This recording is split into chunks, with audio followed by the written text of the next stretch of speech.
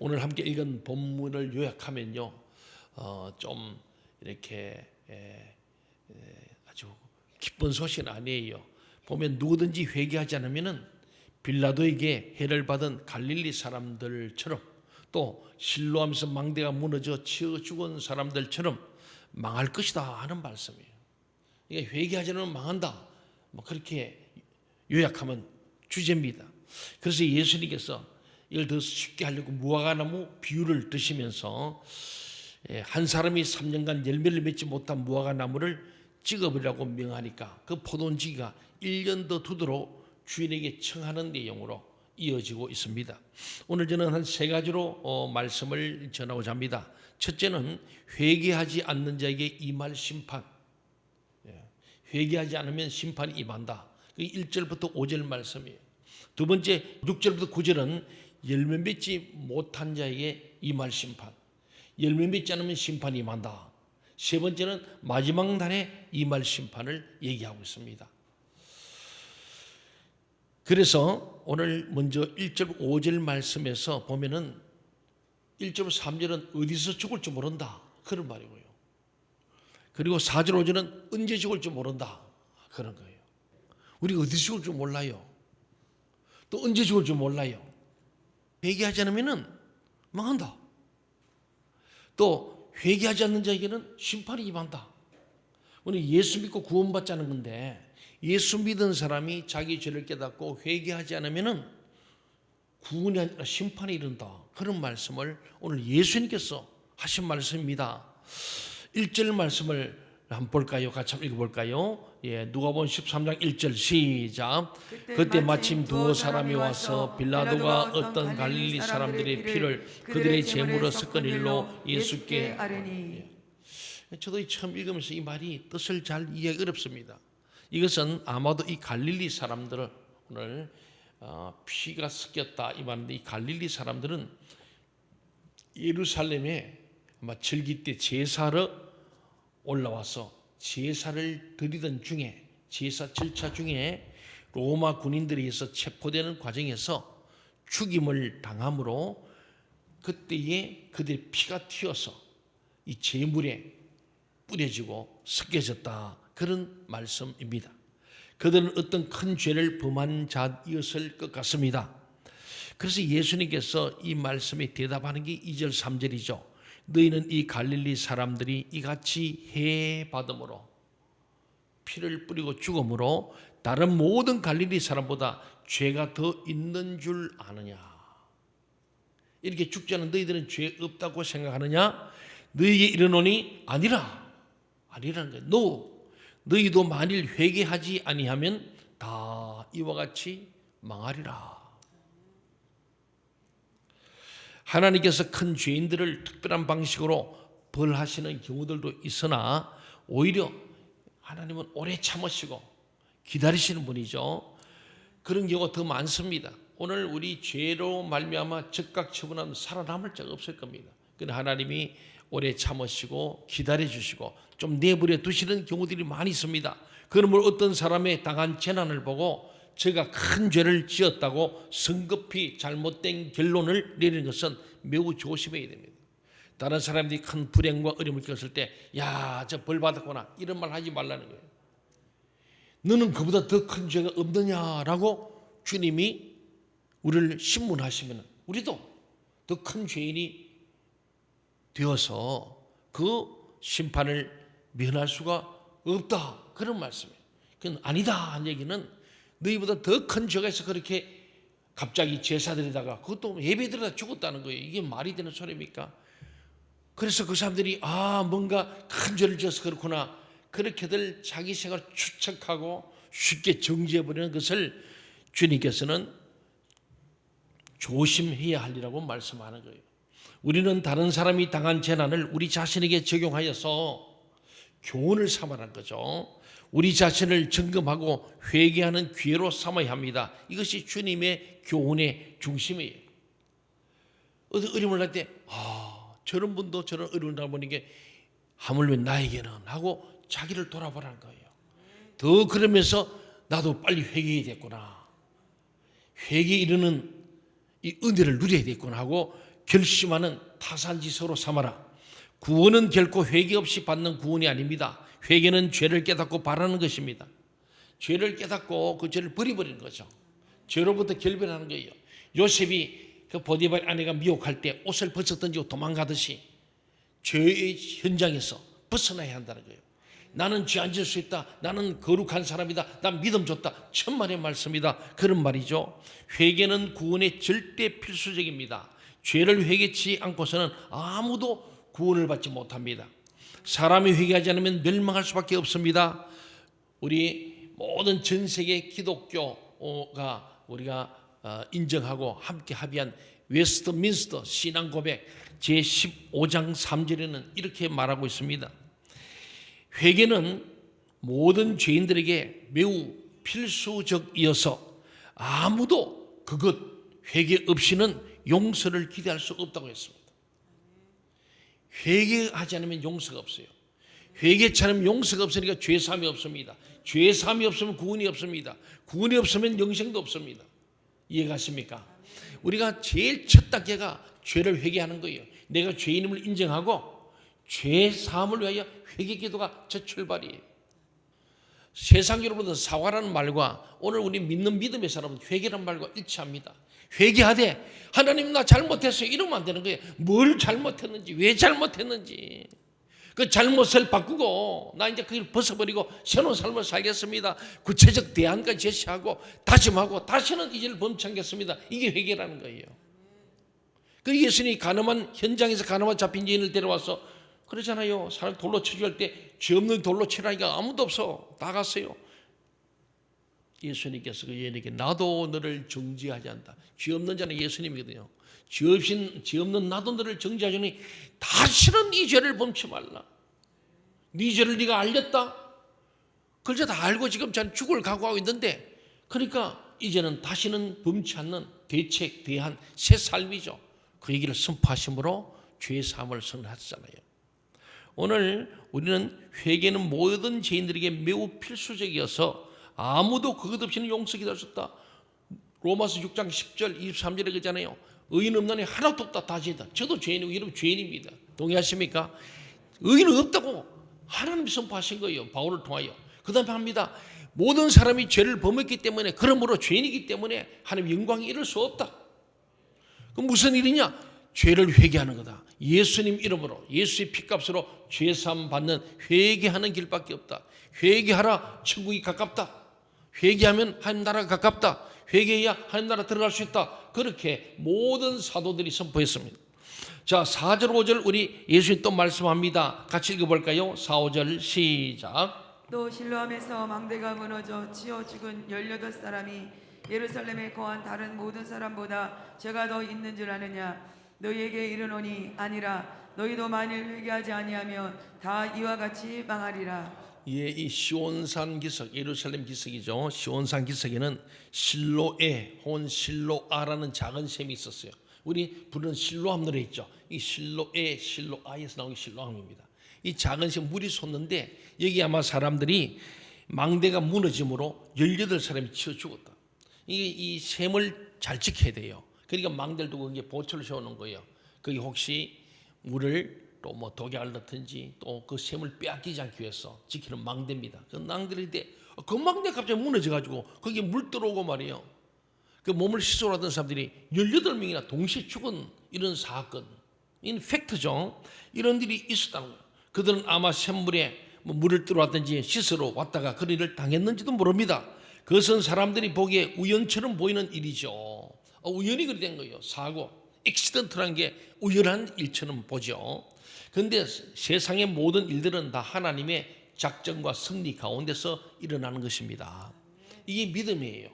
이걸 믿어야 믿는 거예요. 모든 인류 역사가 하나님의 승리와 경륜 속에 하나님의 예정 속에 있음을 믿으시기 바랍니다.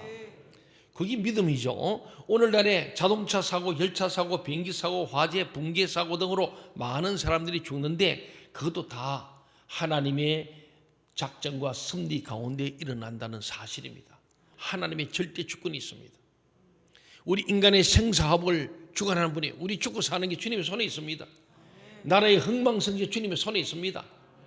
그래서 우리는 하나님의 통치를 얘기하는 거예요. 우리 주기도할 때마다 모든 나라, 모든 권세, 모든 영광이 영원히 하나님의 것입니다. 동의하십니까? 대한민국도 하나님 것이고 아산시도 하나님 것이라는 거예요. 그래서 그분의 절대 주권을 인정하라는 거예요. 그래서 기도할 때 대통령과 충남도에서 아산시를 기도하고 국정을 감당하는 국회의원, 도의원, 시의원들이 정말로 바른 입법을 세우도록 기도해야 되는 거예요. 그들에게 마귀가 들어가서 마귀가 자꾸 악법을 만들고 필요없는 법을 만들고 교회를 비판하고 하나님과 대적하는 법을 만들지 못하고 우리 기도하는 것밖에 없는 거예요. 왜? 그것을 주관하시면 누구라고요? 하나님이십니다. 아무리 국회의원들이 법을 만들어도 하나님이 폐하시면 언젠간 폐지되는 거예요. 아무리 대통령이 서고 도지사 되고 하더라도 하나님이 세우시면 서고 폐하시면 폐하는다. 이 말씀 아닙니까? 이걸 믿으라는 이 믿음이에요. 우연한 게 아니라는 거예요. 뭐 내가 잘해서 내가 못해서가 아니라는 거예요. 물론 거기는 사람도 필요하지만 그 잘하고 못하는 게 하나님을 도와주셔야지. 나의 도움이 어디서 올까? 내가 산을 향해 눈을 들리라. 그 산을 향해 눈을 들어보니까 이 천지 만물을 저희 하나님이 보이면서 모든 천지를 맞이 하나님에게서 나의 도움이 온다 하는 시편 기자의 고백이 저와 여러분의 고백이 되어야 할 줄 믿습니다. 그게 바로 하나님께서 천지 만물을 다스리시고 우리 인간의 생사함을 주관하시는 이 주권을 말씀하는 하나님의 예정과 승리와 경륜이란 말씀입니다. 우리는 이런 일들로 죽은 자들이 우리보다 죄가 더 많아서 그러했다고 생각해서는 안 됩니다. 우리는 오직 그런 일들을 통해 하나님께서 우리에게 회개를 교훈하신다는 사실을 깨달아야 합니다. 그때만 아이고 나도 저런 죄를 지었는데 저보다 더 큰 죄를 짓는데 하나님이 아직도 참아주고 기다리시는구나. 적각 회개해야 됐구나. 나도 저래서 안 되겠다고 깨닫게 하는 하나님의 타산지석의 교훈이라는 거예요. 그 자기를 돌아봐야지 다른 사람을 소각질하지 말고 자기를 돌아보는 시간, 그 기회입니다. 필립 헨리라는 사람은 다음과 같이 말했습니다. 어떤 사람들은 회개에 대해서 많이 듣는 것을 좋아하지 않는다. 회개 설교를 안 좋아한대요. 회개를 촉구하면 싫어한대요. 우리 죄를 지적하면 좋아할 사람 없잖아요. 회개에 대해서 많이 듣는 것을 좋아하지 않는다. 그러나 나는 그것이 매우 필요하다고 생각하며 그래서 만일 내가 강단에서 죽는다면 회개를 설교하다가 죽기를 원하며 만일 내가 강단 밖에서 죽는다면 이 설교할 기회가 없이 밖에서 살아간다면 그것을 실천하다가 회개를 실천하다가 죽기를 원한다. 이 필립 헨리가 귀한 말 한 거예요. 오늘 사람들은 그냥 성공학, 행복론, 좋은 얘기, 귀에 좋은 얘기 듣고 싶어 하죠. 누구든 저도 마찬가지예요. 칭찬하면 좋고 누가 나를 나쁘게 말하면 싫어요. 그런데 오늘 사람들이 대부분 그래서 회개 촉구하는 설교를 듣기를 원하지 않는다. 그러나 오늘 필립 헨리는 그러나 회개는 너무나 필수이기 때문에 기독교인들에는 이 회개가 없다면 우리가 아무리 교회를 다니고 목사가 되고 장로집사 권사 직분이 있다 하더라도 회개 없이는 죄삼이 없고 죄삼이 없이는 구원이 없고 구원이 없이는 영생이 없기 때문에 하나님 나를 유를 받지 못한다. 이 말씀이기 때문에 나는 일평생 당대 회개 설교만 하다가 죽을 것이다. 죽을 때까지 회개 설교할 거다. 만일 내가 강단 밖에서 은퇴를 나가나 그래서 그 다음에 회개를 실천하다가 죽겠다는 대단한 바로 그의 고백입니다. 모든 사람은 다 회개해야 합니다. 회개는 모든 사람에게 절대적으로 필요합니다. 회개하지 않는 자는 다 멸망하고 맙니다. 사람은 누구나 다 죄를 회개해야 구원을 받습니다. 아멘. 동의하십니까? 아멘. 그래서 우리는 회개 설교가 제일 좋은 설교고 회개 기도가 제일 좋은 기도고 회개함으로 말미암아 죄 산발 그때가 시편 32편에 다윗 선발합니다. 내가 허물의 사함을 얻고 날아갈 것 같다고 얘기합니다. 허물의 사함을 받은 자가 복이 있도다 그렇게 되어 있어요. 회개 기도를 하고 그 회개 기도를 하나님이 받으시고 나의 죄 사함 받는 그가 너무너무 복이 있다. 내가 전에 회개 찾을 때는 막 바위가 나를 이 척추를 꽉 눌러서 막 기름을 짜듯이 내가 고통스러운데 회개하고 나니까 날라갈지 좋다. 그게 시편 32편에 나오는 다윗의 고백입니다. 회개야말로 우리를 기쁘게 하는 것이고 절대 축복의 지름길 줄 믿습니다. 사랑하는 여러분, 사람은 누구나 다 죄를 회개해야 구원을 받습니다. 왜? 다 죄인이니까. 우리는 하나님의 계명에 어긋난 모든 죄를 다 깨닫고 다 버리고 회개, 다시 돌아서 거룩하고 영광스러운 삶을 사는 우리 모두가 되실 바랍니다. 언제 어디서 죽어도 죄를 사함받음으로 천국의 시민 되기를 바랍니다. 두 번째는 6절 9절에 보니까 열매 맺지 못한 자에게 임할 심판을 얘기합니다. 사명을 다하며 살아야 한다는 말씀이죠. 16절 말씀, 우리 6절 같이 한번 읽어볼까요? 시작. 이에 비유로 말씀하시되 한 사람이 포도원에 무화과 나무를 심은 곳이 있더니 와서 그 열매를 구하였으나 얻지 못한지라. 예, 이 비유는 앞에서 하신 회개에 대한 말씀과 연결됩니다. 무화과 열매는 회개의 열매를 가리킵니다. 회개의 열매. 무화과란 게요, 꽃은 피지 않고 열매만 맺는 거거든요. 회개는요, 내 자랑하고 막 나를 드리는 게 아니고 열매입니다. 열매. 화려하지 않은 거예요. 꽃이 없는 거예요. 꽃만 피우고 열매 없는 나무들이 있잖아요. 네.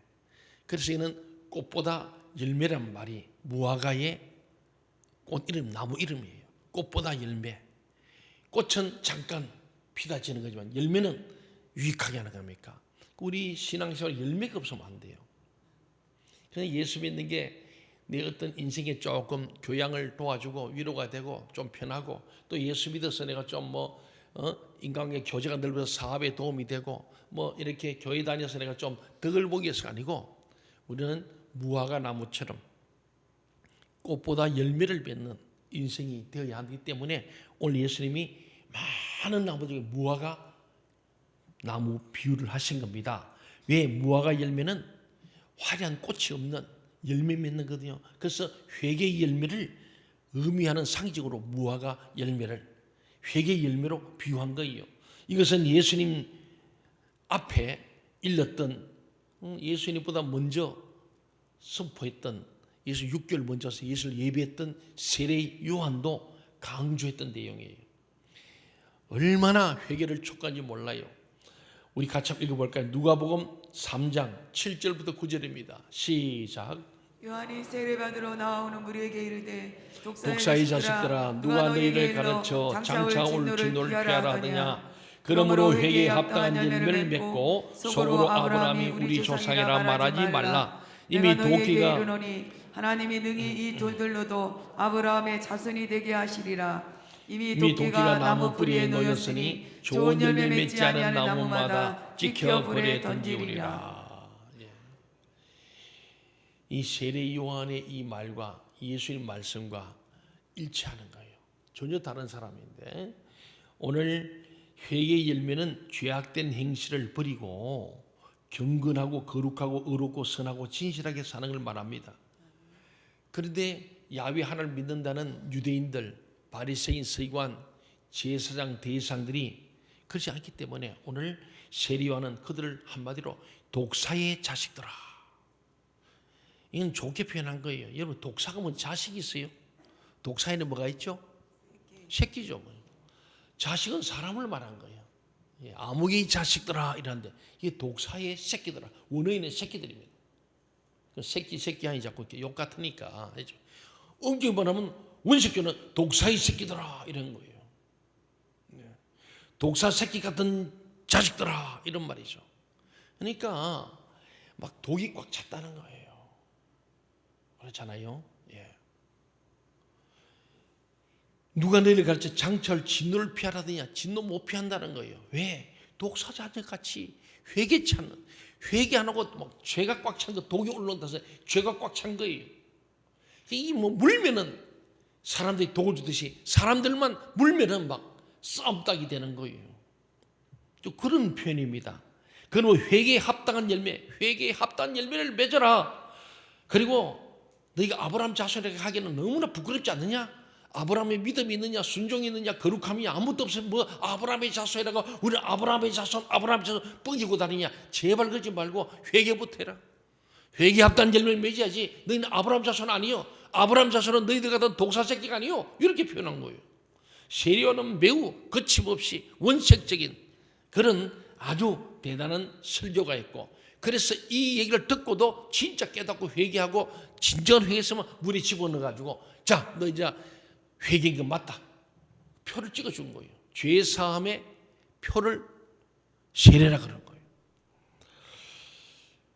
세상은 하나님보다 돈과 쾌락을 더 사랑하고 악하고 음란합니다. 그러므로 하나님께서 우리에게 원하시는 것은 단지 경건한 말이나 모습이 아니고 우리의 이 마음의 변화와 변화된 삶, 생활, 신앙생활이 생활신앙까지 연결되어 있는 거예요. 생활 속에 신앙이 나타나는 변화된 삶이죠. 마음의 변화를 넘어서 삶의 변화를 가져오는 것. 좋은 열매는 경건하고 선한 삶을 가리킵니다. 우리는 회개하여 경건하고 선한 삶을 사는, 오늘 죽어도 언제 어디서 죽어도 하나님 나를 유업으로 받는 우리 모두 되시기를 간절히 소원합니다. 마지막으로 7절을 보면요, 마지막 날에 임할 심판을 얘기하죠. 7절 같이 읽읍시다. 시작. 포도원 지기에게 이르되 내가 3년을 와서 이 무화과 나무에게서 열매를 얻되 얻지 못하니 찍어버리라. 어찌 땅만 버리게 하겠느냐. 예, 포도원지기는 말씀의 사역자들, 오늘 교회 지도자들, 영적 지도자들, 저를 포함해서 우리 장로님, 집사님, 근사님, 교구장, 셀리더들, 교사들, 예, 우리 모든 교회 먼저 믿은 사람들, 그리고 우리는 반드시 예수 믿고 나면은 거듭난 인간 되고 성숙한 신자 되어서 하나님 나라를 위한, 하나님 나라와 의를 위한 천국 시민으로 제자 되어야 되잖아요. 모든 민족, 모든 족속을 제자 삼으라 했거든요. 그러니까 처음 예수 믿는 사람은 그 구원받은 감격으로 신앙생활 훈련받아서 반드시 제자 되라. 훈련을 통해 제자 되잖아요. 제자 훈련이잖아요. 그게 광야 훈련이에요. 그래서 출애굽을 하고 나면 광야 40일 훈련을 통하여 제자화 되는 거예요. 그게 성공한 사람이 여호수아, 갈렙이에요. 사실은 그 제자된 너희들은 정말로 이 말씀의 사역자로서 말씀을 전한 자인데, 3년은 하나님께서 이 사람들을 위해 정해둔 기간이에요. 3년 정도 지나면 반드시 열매를 맺을 시간이에요. 그게 3년이에요. 하나님께서는 그 기간 동안에 그가 회개하기를 기다리십니다. 3년은 짧지 않은 기간이에요. 그러니까 3년 동안 하나님께서 회개할 기회를 주는 거예요. 회개하여서 회개 합당 열매를 맺는 그 시간이라는 거예요. 하나님께서는 오래 참으십니다. 그러나 하나님께서는 그가 열매를 맺지 않을 때 땅만 버리도록 계속 그를 그냥 내버려 두지는 않으실 겁니다. 내버려 두지 않겠다는 확신된 작정, 하나님의 작정의 말씀이, 열매를 못 맺는 무화과 나무가 땅만 버리듯이 회개치 않는 사람이 다른 사람에게 악 영향만 미치기 때문에, 그렇잖아요. 교회 안에 독이 가득 찬 사람, 회개치 않는 사람, 자기를 돌아보지 않고 매일 남만 탓하고 남만 정죄하고 매일 싸움 붙는 사람, 이런 사람은 결국 다른 사람에게 회개치 않다가 악 영향을 주는 거예요. 자꾸 나쁜 영향을 줘서, 예, 조치번 누룩처럼 번져서 전염병처럼 자꾸 교회를 좀먹는, 예, 포도원을 흐는 작은 유 같은 존재가 되기 때문에 하나님께서는 마침내 그를 심판하실 것이다. 포도원을 위해서, 교회를 위해서, 공동체를 위해서 그를 심판하신다. 그런 말씀입니다. 저는 그래서 이 말씀 보잖아요. 이 보면은 이 무화과 나무는 본래 길가에 심는 가로수입니다. 길가는 척박한 땅이에요. 딱딱한 땅입니다. 거기 심어도 열매를 맺는 게 무화과 나무예요. 그런데 오늘 보니까 어디 심었어요? 무화과 나무를? 포도원에 심었어요. 포도원에. 포도밭은요, 포도를 위해서 포도원지가 늘 가꾸는 거예요. 무화과 나무는 가꾸는 게 아니에요. 그냥 자연적으로 사는 거예요.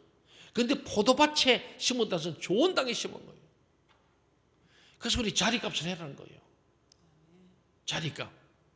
이 포도원에 심게 된 좋은 자리거든요. 그런데 열매를 안 맺으니까 주인이 볼 때 그 포도원지에 저거 잘라버리고 다른 나무 심어라. 빨리 뽑아내라. 이렇게 얘기하시네요. 저는 그래요. 우리가 교회 안에도요, 오늘 저는 저희 목사의 자리가 있잖아요. 우리 모든 직분자들, 여러분 자리가 있어요. 자기 자리가 있잖아요. 각 부서에 교구장으로서의 자리가 있습니다. 우리 장로님 다 교구장 아니면 교구장의 자리가 있습니다. 또 저희 각 부서의 이원장, 부장의 자리가 있어요. 안수사님도 권사님도 있습니다. 차장도 있습니다. 그 자리값을 해야 돼요. 자리만 차지하고 열매를 맺지 못하면 그러잖아요. 교구장이 돼서 자기 셀도 부흥 못 시키면 오늘 주님 이 말씀에 해당할지 모릅니다. 그게 3년이 지나서 3년 아니 10년이 지났는데도 아직도 셀을 부흥도 못 시키고 그 영혼들을 살리지 못한다면 어쩌면 이거 해당될지 몰라요. 두 번째 3년은 나이 값입니다. 3년 되면 열매를 당연히 맺어야 되는 것처럼 우리가 교회 안에서 믿음 생활이라 10년이 됐습니다. 20년 됐. 그 나이값, 신앙의 연수값을 해야 돼요. 야, 내가 지금 말이 예수 믿어 30년 됐다. 그 자랑한다고 30년 했는데 그 나이값 좀 했습니까? 하면 할 말이 없잖아요. 오늘 나이값 해야 돼요. 내 신앙생활 오래 했다는 교회에 내가 뭐 터줄지 가면 이게 중요한 게 터져버리면 안 돼요. 오래 믿어서 오래 믿음 값을 해야지. 자리값하고 나이값 해야 돼요. 그 다음 이런 값을 해야 돼요. 무화과 나무라는 것은 꽃이 아니고 열매를 맺어야 됩니다. 무화과 나무는 꽃을 기대하는 게 아니고 열매를 기대하는 나무에 무화과 꽃은 없고 열매를 맺는 나무거든요. 이런 값을 해야 됩니다. 오늘 저와 여러분이 각자 주시는 이런 값이 있어요. 그렇죠? 그 얘기 와도 제가 그래서 늘 이런 값, 자리값, 나이값 하게 해줘요. 여기서 나온 얘기입니다. 이해가십니까? 자, 8절, 9절 우리 같이 읽읍시다. 포도원지기 대답이죠. 시작. 대답하여 이르되 주인이여 금년에도 그대로 두소서. 내가 노릇하고 거름을 줄이니 이후에 만일 열매가 열면 조건이와 그렇지 않으면 찍어버리소서 하였다 하시니라. 예, 포도원지기는 1년의 기간을 더 허락해 주시면은 그 열매 없는 무화과 나무를 특별히 관리해 보겠다고 요청했습니다. 그 특별 관리란 그를 향한 더욱 강력한 말씀의 교훈, 말씀 훈련, 책망, 훈련, 연단을 가리킬 겁니다. 그게 하나님께서 그에게 주실 육체적, 환경적 시련도 포함될 겁니다. 이 특별 관리, 1년 동안에 특별 관리해서 죽은 나무 살린다는 거죠. 연장된 1년 후에는 두 가지 결과가 남을 것입니다. 회개의 열매를 맺는 자는 하나님의 사랑을 더욱 받고 천국에 넉넉히 들어가게 될 것입니다. 그러나 회개의 열매를 맺지 못하는 자는 천국에 들어가지 못하고 영영이 버림을 당할 것이다. 여기는 중간지대가 없어요. 연옥이 없습니다. 회개하면 천국이고 회개치 않으면 지옥 간다. 성경은 그렇게 분명합니다. 어중중하지 않아요. 동의하십니까? 여러분은 반드시 회개의 열매를 맺음으로 하나님께 더욱 사랑받고 우리 하나님 나라를 유업으로 받기를 주의 이름으로 축원합니다. 바울 사도가 이것을 이렇게 설명해요. 고린도전서 6장과 갈라디아서 5장에서 말합니다. 먼저 고린도전서 6장 9절 10절을 같이 한번 읽어보겠습니다. 시작. 불의한 자가 하나님의 나라를 유업으로 받지 못할 줄을 알지 못하느냐. 미혹을 받지 말라. 음행하는 자나 우상 숭배하는 자나 간음하는 자나 탐색하는 자나 남색하는 자나 도적마다 탐욕을 부리는 자나 술 취하는 자나 모욕하는 자나 속여 빼앗는 자들은 하나님의 나라를 유업으로 받지 못하리라. 하나님 나라를 유업으로 받지 못한다. 이 말에 우리가 중점을 둬야 됩니다. 쉬운 말로 천국에 들어가지 못한다 그 말이에요. 여러분은 여기 해당되지 않습니까? 들어가지 못할 요건을 갖추고 있지 않아요? 제가 말씀을 좀 보니까 저도 하나님 나라를 유업으로 받지 못할 조건들이 여러 개가 있어요. 여러분 이것을 우리는 회개해야 합니다. 그래야 하나님 나라를 유업으로 받습니다. 그리고 갈라디아서 5장 19절 21절 시작. 육체의 일은 분명하니 곧 음행과 더러운 것과 호색과 우상 숭배와 주술과 원수 맺는 것과 분쟁과 사기와 분냄과 당짓는 것과 분열함과 이단과 투기와 술 취함과 방탕과 또 그와 같은 것들이라. 전에 너희에게 경계한 것 같이 경계하노니 이런 일을 하는 자들은 하나님 나라를 유업으로 받지 못할 것이요. 같은 말이죠. 하나님을 유업으로 받지 못할 일이 이런 일이에요. 다시 말하면 이런 죄를 가지고는 천국에 들어가지 못한다. 오늘 이 시대에 아까 필립 헨시가 말한 것처럼 이런 설교를 잘 안 하는 거예요. 설교는 저도 부담스러워. 저는 강의 설교이기 때문에 이걸 뛰어 건너지 못하여서 이 설교를 하고 있습니다. 많은 설교들이 이 설교에 자기도 부대끼니까 이 설교를 안 하고 싶은 거예요. 이거 듣는 성도들이 들으면서 아이고 내가 죽으라고 고생했는데 나는 보니까 하나님 날 유업 못 받겠네. 아이고 포기하자. 그럴까 봐 설교 안 해요. 여기 자유로운 사람이 여기 누가 있겠어요? 그러니까 야 이렇게 살야만 하나님 날 유업 받는다면 아이고 일찍 포기하자. 그럴까 봐 수많은 이 강단 설교자들이 이 본문을 거의 설교해요. 저도 이 설교를 들어본 적이 별로 없습니다.